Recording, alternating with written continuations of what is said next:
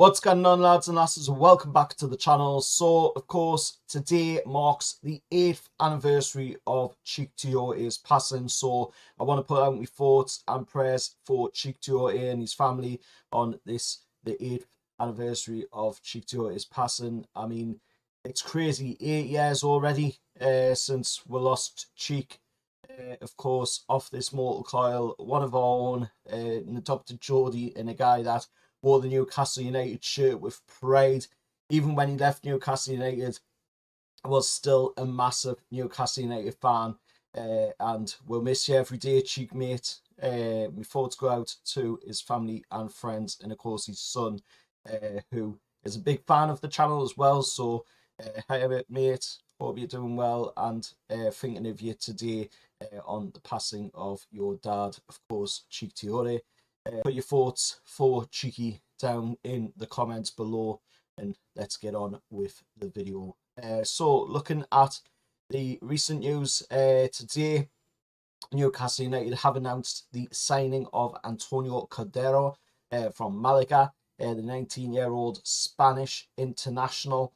Of course, has joined the club and will be officially joining the club on the 1st of July when his contract expires, but he has already signed on the dotted line. Just got to wait till the 1st of July from officially join the club, but it is expected, according to some reports from many reporters out there, are saying that he will be going back out on loan, like we've seen with previous transfers. Of course, under the owners so far, where we've seen Yankuba Minter come in and go out on loan to Holland. We've seen other ones as well that have done it similar as well. So I think this may be another one, but remains to be seen at the moment if that is true or not. We'll have to wait, of course, until the 1st of July. Then we'll find out, I guess, if he's going straight back out on loan once he signs for the club. But promising youngster, been doing absolutely fantastic in La Liga with Málaga, and of course one that we are really happy, of course, as Newcastle United fans, to be seeing come into the club, because he's been linked heavily with Barcelona and Real Madrid. Newcastle United beat away both of them absolute Spanish giants to the signature of Antonio Cordero, and of course he will be joining Newcastle United, like I said already quite a few times now, on the 1st of July. Moving on away from that, of course, after we'll talk about his thoughts on the club, of course, he said, "I'm a very ambitious person. I don't have specific numbers. I just want to go for them all and try to achieve the maximum. I want to win all the possible trophies in the long run, but I'm aware that the hard work has to be done in order to achieve that." And that is what Antonio Cordero had to say on, of course, the announcement of him being Newcastle United player, which officially will be a Newcastle United player on the 1st of July. Moving on to talk about Sandro Tonali, of course. Tonali speaking about his future in Newcastle United, and I won't go into his full statement of what he said, but picking it little bits throughout the statement, you can see that his comments suggest he is still very much a part of Eddie's long-term plan going forward, which why wouldn't he be? At the end of the day, he hinted at being fully committed to Newcastle and motivated heading into the new season as well. And if he's anything like he was last season, just gone, then that will be absolutely amazing, because you could see why we needed Sandro Tonali just 2 seasons ago now. When we won the Champions League, you could see last season why we needed Sandro Tonali. That ability that he had, that play that he had last season, the way he was just running like an engine, an unstoppable machine, just constantly going.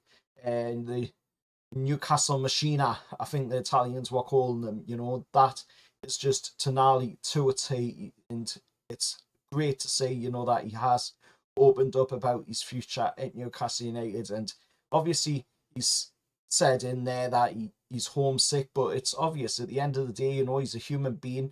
Yes, he's a fantastic world-class footballer, but he's still human. He's obviously going to get homesick, because this is the first time he's been outside of Italy. He's obviously going to get a little homesick, but that's natural at the end of the day. We understand that, we expect that, and obviously at some point down the line, when he gets older, he'll probably return back to Italy, because that's the way players like this do. We've seen it with the Brazilian players. Brazilian players like to go back to Brazil.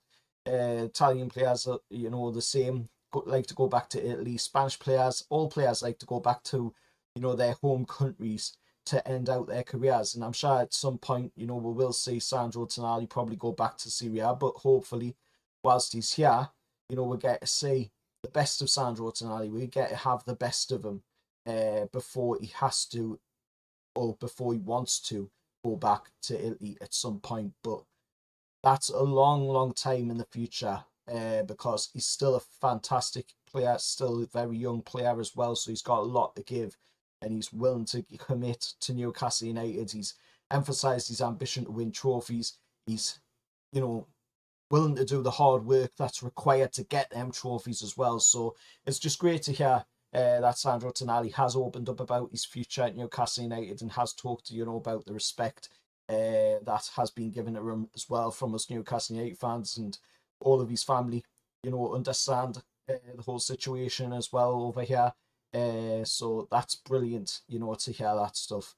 Moving forward, we'll talk about now the transfer window, as it's now 5 days into the transfer window. We're still yet to see any bids from ourselves for players, but I think there's a reason behind that, and that reason is that I think we are waiting for that moment where it gets to the PSR situation, like we seen last season, where we ended up losing Elliot Anderson and Yakuba Minter because of that situation, needing to clear the books for that PSR.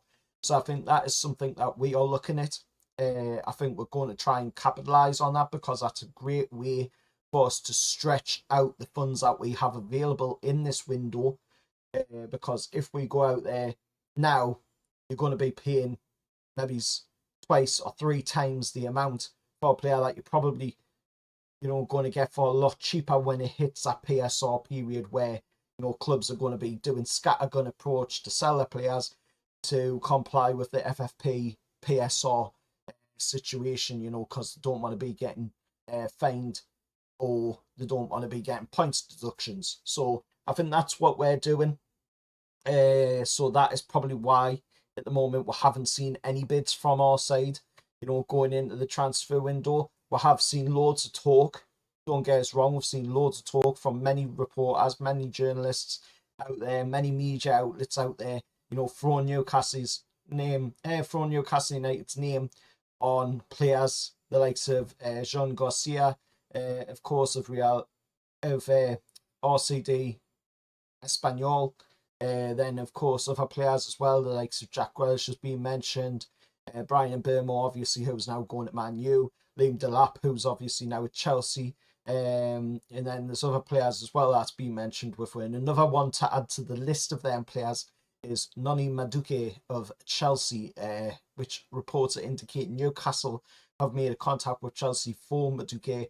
The winger is known for his pace and creativity, qualities Newcastle are obviously looking for out wide, and it's unclear how advanced the talks are, but it appears to be a serious target that Newcastle are looking at, according to reports, of course, so take that with a pinch of salt. But we are looking to focus on bolstering our attacking options and preparing for the future. There's many areas in our team that need to be sorted going into this next season. Obviously, we're looking at the moment at goalkeepers because of Nicky Pope having them 2 shoulder injuries.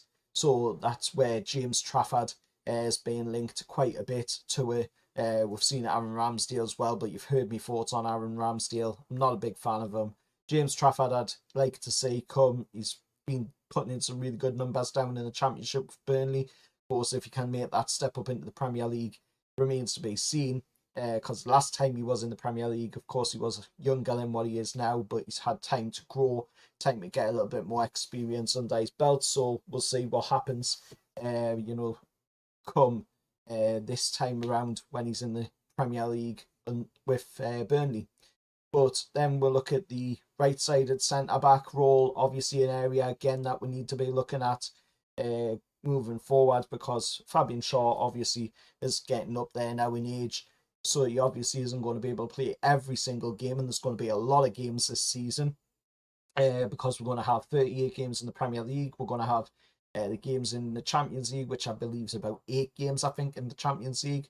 And then you've got the FA Cup, League Cup, however far we'll get through them. Of course, obviously, we're the defending champions of the League Cup as well, so we're going to want to, impress in that and hopefully reclaim it once again this season coming. But then we'll look at other areas in the team, like the midfield and the attacking areas of the team. Obviously, we're going to need somebody that's going to come in as a backup to Alexander Isak in the striking department, because Callum Wilson looks, at the moment, he still hasn't agreed, from what I've seen, the contract renewal on the pay-as-you-play deal.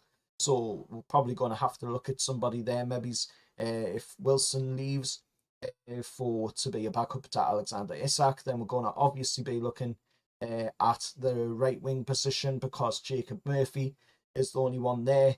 When you look away from the likes of Harvey Barnes and Anthony Gordon, who could also play on that area as well. And then you've got other areas in the team, that need to be addressed going forward as well. We've seen plenty of talk of Sean Longstaff, maybe he's moving away from Newcastle United. Joe Willock, maybe he's moving away from Newcastle United as well. Joe Willock being linked with a move to Fulham. Sean Longstaff being linked with a move to Leeds. So plenty of names being flung around on leaving Newcastle.